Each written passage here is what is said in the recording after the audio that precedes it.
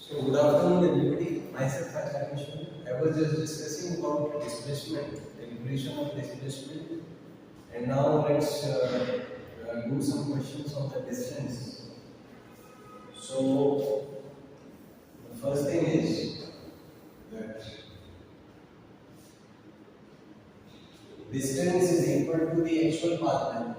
Suppose a particle moves from A to B, so it's just like a thread.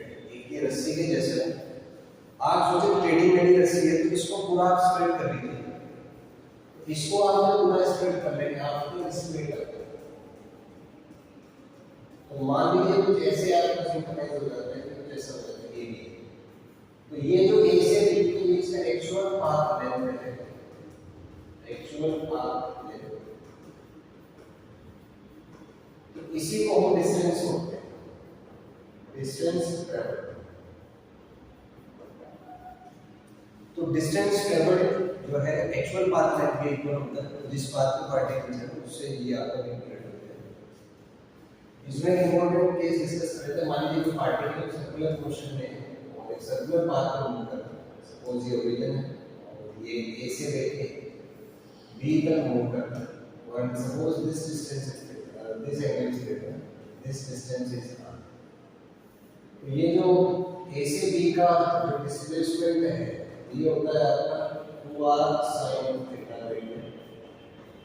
और अगर हम a से b के बीच में डिस्टेंस की बात करें तो ये इस आर्क की लेंथ के इक्वल आएगी। तो ये आप देखेंगे a से b सर्कल का आर्क बन जाएगा, और एंगल के कांसेप्ट से हम जानते हैं कि लेंथ ऑफ आर्क जो है वो r into थीटा होता है, जहां पे थीटा रेडियन में है, इन रेडियन।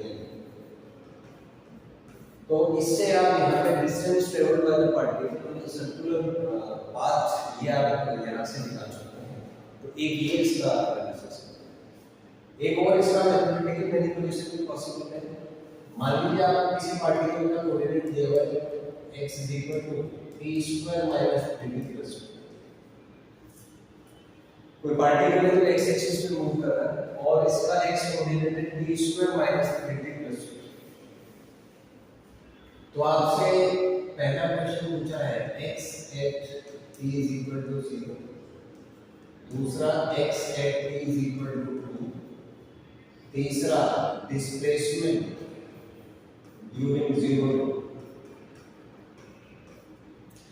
चौथा डिस्टेंस ट्रेवल्ड ड्यूरिंग 0, पांचवा आपसे पूछा है ट्रेवल वेलोसिटी,